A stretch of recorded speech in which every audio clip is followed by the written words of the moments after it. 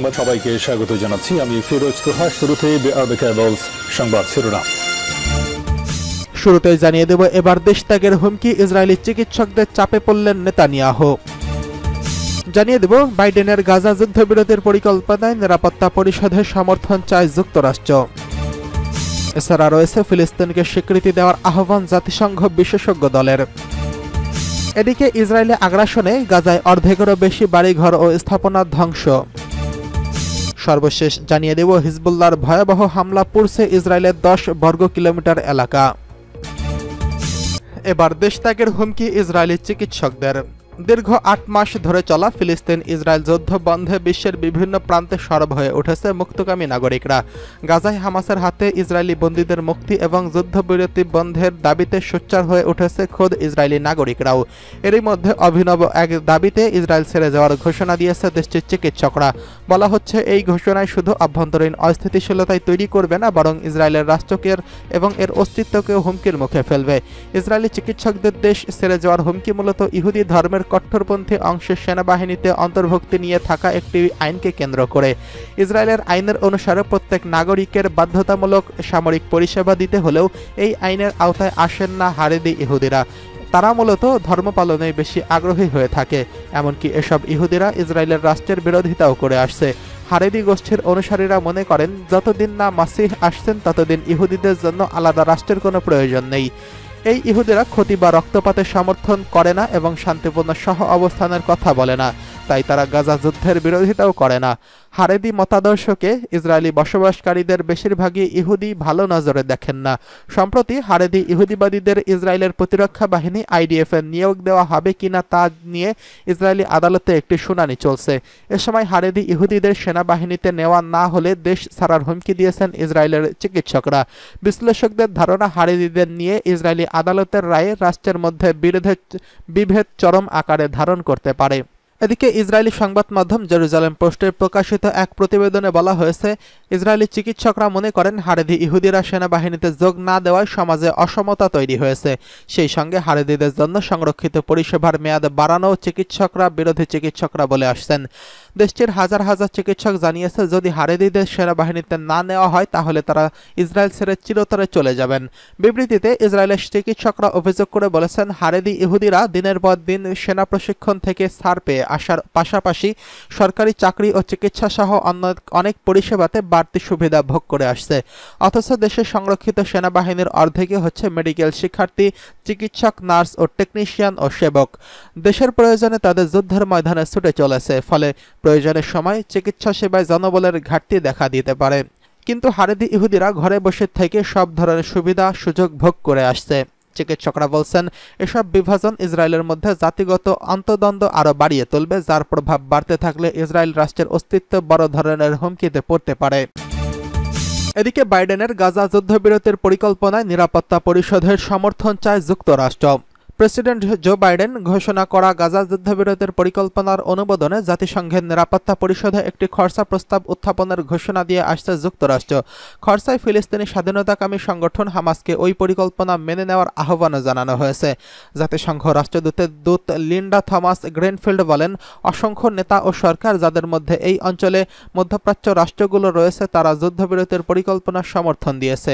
খসড়া প্রস্তাবের একটি অনুলিপি AFPর হাতে এসেছে। তাতে গত 31 মে ঘোষণা করা নতুন যুদ্ধবিরতির পরিকল্পনাকে স্বাগত জানানো হয়েছে।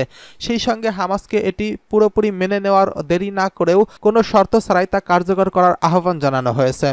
গত শুক্রবার বাইডেন প্রশাসন নতুন এই যুদ্ধবিরতির পরিকল্পনা ঘোষণা করেছেন। বাইডেন এই পরিকল্পনার রূপরেখা প্রণয়ন করেছেন। 3 স্তরের এই পরিকল্পনায় গাজায় চলমান রক্তক্ষয়ী যুদ্ধের পরিসমাপ্তি, সেখানে পুরোদমে ত্রাণ সরবরাহ শুরু, হামাসের হাতে বন্দী জিম্মিদের মুক্তি এবং উপত্যকা থেকে ইসরায়েলি সেনা প্রত্যাহার ও হামাসমুক্ত ফিলিস্তিনি ভূখণ্ড পুনর্গঠন করার কথা বলা হয়েছে। যুক্তরাষ্ট্র বলেছিল, ইসরায়েল এই পরিকল্পনা মেনে নিয়েছে, যদিও ইসরায়েলের প্রধানমন্ত্রী বেনিয়ামিন নেতানিয়াহু আরও জোর দিয়ে বলেছেন, গাজায় নিজেদের লক্ষ্য অর্জিত না হওয়া পর্যন্ত এই যুদ্ধ চলবে। এদিকে ফিলিস্তিনকে স্বীকৃতি দেওয়ার আহ্বান জাতিসংঘ বিশেষজ্ঞ দলের। ফিলিস্তিনকে স্বাধীন রাষ্ট্র হিসেবে স্বীকৃতি দিতে সব দেশের প্রতি আহ্বান জানিয়েছে জাতিসংঘের একটি বিশেষজ্ঞ দল। সোমবার ৩রা জুন এই আহ্বান জানান তারা। বিশেষজ্ঞ দলটি জানায়, মধ্যপ্রাচ্যে শান্তি প্রতিষ্ঠার জন্য ফিলিস্তিনকে একটি রাষ্ট্র হিসেবে স্বীকৃতি দিতে বিশ্বের সব দেশকে আহ্বান জানাচ্ছে। স্পেন, আয়ারল্যান্ড ও নরওয়ে ফিলিস্তিনকে রাষ্ট্র হিসেবে স্বীকৃতি দেওয়ার এক সপ্তাহের কম সময়ের মধ্যে জাতিসংঘ বিশেষজ্ঞ এই দলটির পক্ষ থেকে এই আহ্বান এলো। ফিলিস্তিনের মানবাধিকার পরিস্থিতির বিষয়ে জাতিসংঘের বিশেষ রিপোর্টার সহ বিশেষজ্ঞরা বলেছেন, ফিলিস্তিনদের সংগ্রামে একটি গুরুত্বপূর্ণ প্রাপ্তি হচ্ছে তাদের রাষ্ট্রের স্বীকৃতি। এই স্বীকৃতি ফিলিস্তিন ও সমগ্র মধ্যপ্রাচ্যে স্থায়ী শান্তি প্রতিষ্ঠার জন্য একটি পূর্বশর্ত। অবিলম্বে গাজায় যুদ্ধবিরতির প্রয়োজন। রাফাতে আর কোনো সামরিক হামলা যাতে না হয় সেটিরও আহ্বান জানান তারা। জাতিসংঘ বিশেষজ্ঞ দলের এমন আহ্বান নিয়ে কোনো মন্তব্য করেনি ইসরায়েলের পররাষ্ট্র মন্ত্রণালয়। এদিকে বার্তা সংস্থা এপির এক প্রতিবেদনে বলা হয়েছে, রোমানিয়ায় ইসরায়েলের দূতাবাসে ককটেল বিস্ফোরণের ঘটনা ঘটেছে। এই ঘটনায় জড়িত থাকার অভিযোগে একজনকে গ্রেফতার করা হয়েছে। রোমানিয়ার রাজধানী ইসরায়েলের দূতাবাসে প্রবেশপথে মোলোটভ ককটেল দিয়ে হামলা চালানোর অভিযোগে একজন বিদেশি নাগরিককে গ্রেফতার করা হয়েছে। এই হামলায় অগ্নিকাণ্ডের ঘটনা ঘটলেও হতাহতের কোনো খবর পাওয়া যায়নি। এদিকে ইসরায়েলি আগ্রাসনে গাজায় অর্ধেকেরও বেশি বাড়িঘর ও স্থাপনা ধ্বংস।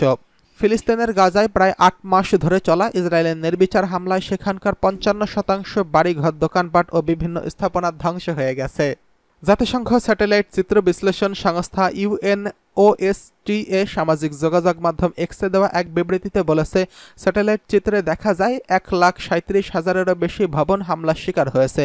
গতকাল সোমবার স্যাটেলাইটে ধারণ করা এক ভিডিও চিত্রতে এর ভিত্তিতে আনুমানিক এই হিসাব প্রকাশ করা হয়েছে। গত বছরের সেপ্টেম্বর ও ১৫ই অক্টোবর তোলা চিত্রের সঙ্গে তুলনা করে ক্ষয়ক্ষতির হিসাব প্রকাশ করা হয়।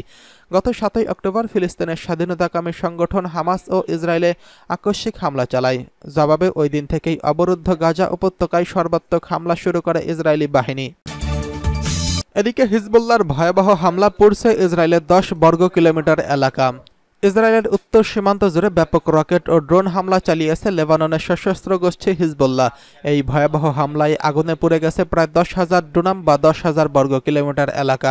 সোমবার রাত থেকে ইসরায়েলের উত্তর সীমান্তে রকেট ও ড্রোনের সাহায্যে চালানো হামলা শুরু করেছে হিজবুল্লাহ। তবে ঠিক কতটি রকেট বা কতগুলো ড্রোনের সাহায্যে এই হামলা চালানো হয়েছে তা কেউ নিশ্চিত করে বলতে পারেনি। ইসরায়েলের ফায়ার অ্যান্ড রেস্কিউ সার্ভিসেস জানিয়েছে, তাদের ৩০টিরও বেশি অগ্নি নির্বাপন ইউনিট আগুন নেভানোর লক্ষ্যে কাজ করে যাচ্ছে, যার ফলে গ্যালিলি এলাকায় বেশ কয়েকটি বড় রাস্তায় চলাচল বন্ধ হয়ে গেছে। ফায়ার ডিপার্টমেন্টের এক বিবৃতিতে জানিয়েছে, হিজবুল্লাহ এসব হামলায় কোনো প্রাণহানি বা বেসামরিক অবকাঠামো ক্ষতিগ্রস্ত হয়নি। এর আগে গত সোমবার ইসরায়েলের উত্তরে হিজবুল্লাহ ছোড়া রকেটের কারণে বুশফায়ারের ফলে প্রকৃতির সংরক্ষণাগার সহ খোলা জায়গায় ১০,০০০ ডুনাম বা ১০,০০০ বর্গ কিলোমিটার এলাকা গাছপালা পুড়ে গেছে বলে জানিয়েছে ইসরায়েলের প্রকৃতি ও পার্ক কর্তৃপক্ষ।